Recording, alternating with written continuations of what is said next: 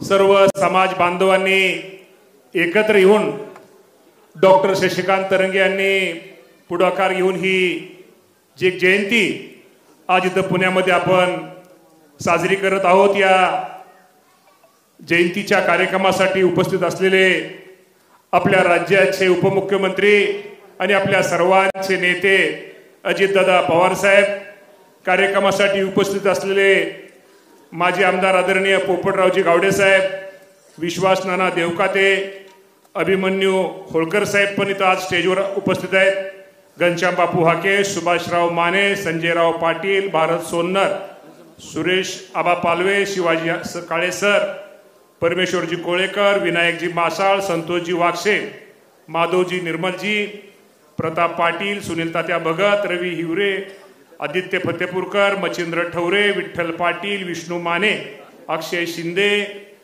रबदाडे मामा, विजय तमनर, पांडुरंग वाघमोडे।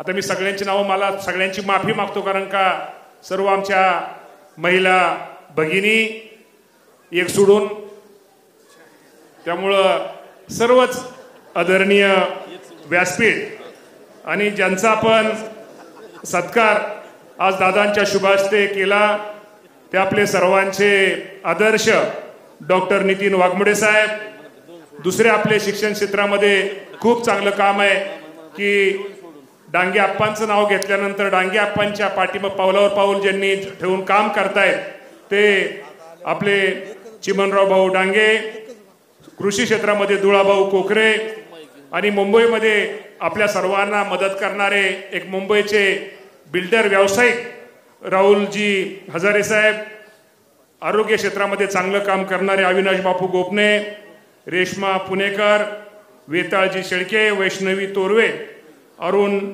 पाडुळे आणि राज्यातून कानाकोपऱ्यातून विशेषतः मराठवाडा, विदर्भ, पार वाशिम पासून ते नागपूर पासून आज उपस्थित असणारे, मला सगळ्यांची नावं डॉक्टर पाटील साहेब सगळ्यांची घेता येत नाही, वाघमोडे साहेब, पण सगळेच उपस्थित असणारे सर्व राज्यातील सर्व समाज बांधव, पत्रकार बंधू, मीडियाचे प्रतिनिधी आणि आपण सर्वजण डॉक्टर शशिकांत तरंगे यांच्या विनंतीला आणि आपल्या सगळ्यांच्या विनंतीला मान देऊन आपण सगळेजण उपस्थित राहिला त्याबद्दल पहिल्यांदा आपल्या सगळ्यांचं मी स्वागत करतो, आपल्या सगळ्यांचे आभार मानतो। जयंतीच्या निमित्तानं आपल्या सगळ्यांना माहिती आहे की डॉक्टर साहेबांनी माझ्या अगोदर आपल्या विनायकराव मासाळांनी आपल्या सर्वांना बऱ्याचशा गोष्टी सांगितल्या। पुण्यश्लोक अहिल्यादेवी होळकरांचा एक आदर्श, त्यांचं कार्य, त्यावेळेस त्यांनी मंदिरांचा जीर्णोद्धार असेल, जलसंधारणामध्ये त्यांनी केलेलं काम असेल, अशी अनेक मोठी कामं ही आपल्या मातेच्या माध्यमातून अहिल्या मातेंनी त्यावेळेस केली आणि त्याच्यावर पावलावर पाऊल ठेवून आज खरं तर आपण पाहतो की जलसंधारणाची चळवळ पूर्वी 300 वर्षापूर्वीच्या अगोदरची चळवळ ही त्यावेळेस होती आणि आज आपण त्याचा निश्चित त्यांची आठवण, त्या कामाचा दर्जा आज आपण निश्चित प्रकारे पाहतो। त्यांचा आदर्श डोळ्यासमोर ठेवून आपण सर्वजण आपण कामकाज हे निश्चित प्रकारे आपण सगळेजण करतोय। खरं तर मगाशी डॉक्टर साहेबांचं मी भाषण ऐकत होतो, मी विनायकरावांचं भाषण ऐकत होतो आणि या दोघांनी निश्चित प्रकारे बंधूंनो काय होतं की कदाचित आपण सगळेजण आपले सगळ्यांचे स्वभाव वेगळे, आपण काही गोष्टीमध्ये आपण कमी बोलतो, आपला स्वभाव सगळ्यांचा असा आहे की कमी बोलून आपलं काम कसं जास्त होईल, आपलं काम कसं मार्ग होईल, समाजातील माणसाला न्याय कसा देता येईल तो देण्याचा प्रयत्न आपण सगळेजण निश्चित प्रकारे, माझ्यासारख्या कार्यकर्त्याला आज राज्यामध्ये या राज्याचे नेते अजितदादा पवार साहेबांनी जो माझ्यावरती विश्वास दाखवलेला आहे, जो माझ्यावरती त्यांनी एक राज्याचा मंत्री म्हणून मागच्या टर्म मध्ये एक राज्यमंत्री म्हणून विश्वास दाखवला होता, यावेळेस कॅबिनेट मंत्री म्हणून त्यांनी विश्वास दाखवलेला आहे।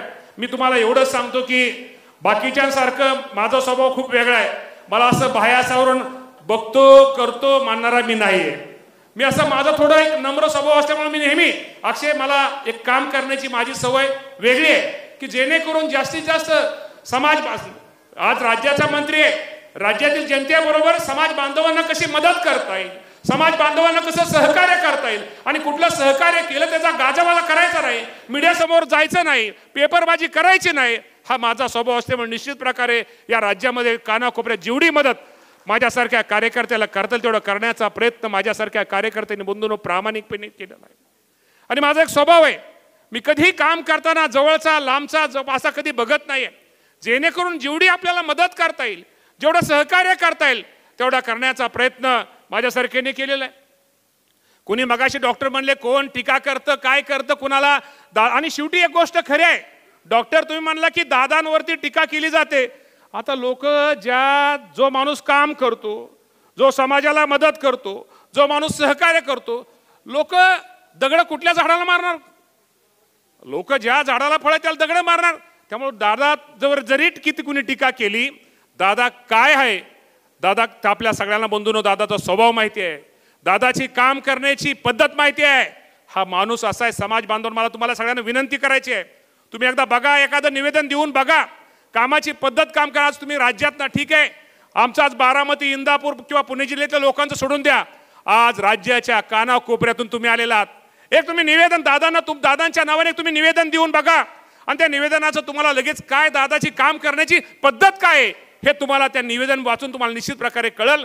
त्यामुळे बंधूंनो मला तुम्हाला एवढंच सांगायचंय, कोण दादावर टीका करतं कोण काय करतं दादाचं तेवढ्यानं दादा कमी होणार नाही.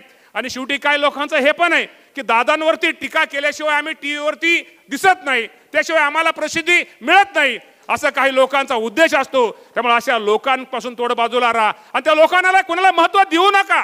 शेवटी तुम्हाला मी एक सांगतो, आणि शेवटी ही जनता खूप हुशार आहे, समाज बांधव खूप हुशार आहे.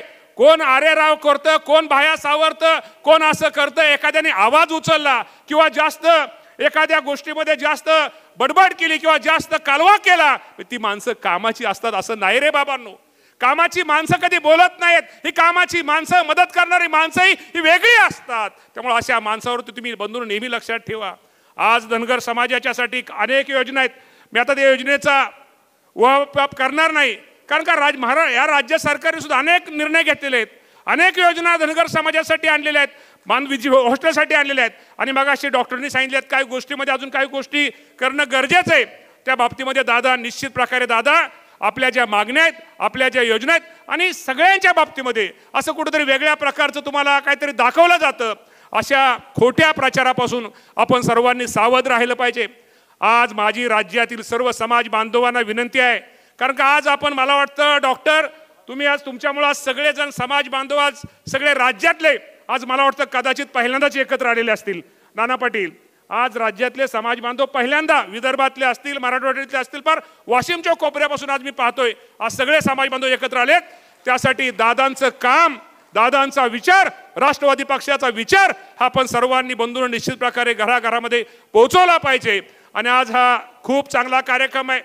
योजना असतील बाकीचे दादा, मला तुम्हाला एकच विनंती करायची आहे, बाकीच्या गोष्टी डॉक्टरांनी तुम्हाला सांगितलेत, समाजातले प्रश्न सांगितलेत, वसतिगृहाच्या सांगितलेले आहेत, मुलांना बाहेर परदेशामध्ये असणाऱ्या शिक्षणाच्या बाबतीमध्ये त्यांनी सांगितले, त्या बाबतीमध्ये शासनाचा तुमच्याबरोबरचा एक प्रतिनिधी म्हणून माझा पण पाठपुरावा चालू आहे. ते काम कसं मार्गी लागल, त्या तरुणांना, मुलांना, विद्यार्थ्यांना कशी मदत होईल ते तर दादा आपण करतोय.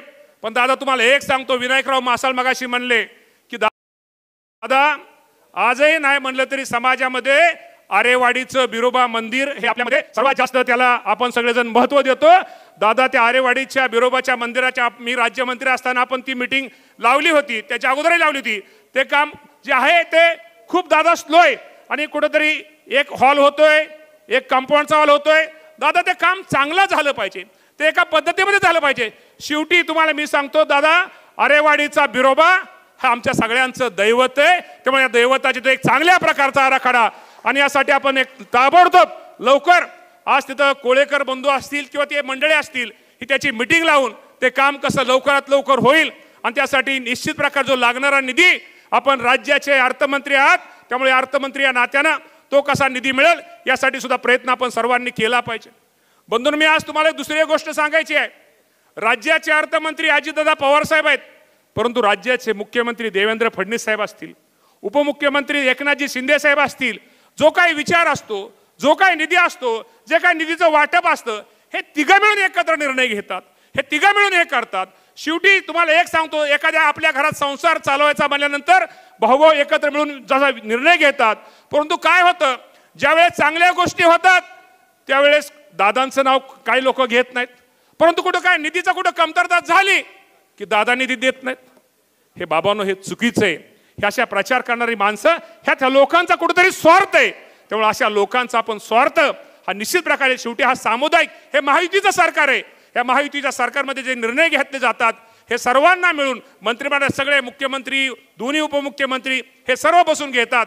परंतु निश्चित प्रकारे काही गोष्ट, काही लोक मुद्दामून दादांना जाणून बुजून दादांवरती टीका करायची, दादांना त्यामध्ये बदनाम करायचं, दादा आपल्याला निधी देत नाहीत असं सांगायचं आणि आपला गैरसमज करायचा, असं बाबांनो अजिबात नाही. हा गैरसमज तुम्ही सर्वांनी दूर ठेवला पाहिजे. अशा लोकांना त्याचं ताबडतोब उत्तर असं आपण सर्वांनी निश्चित प्रकारे दिलं पाहिजे.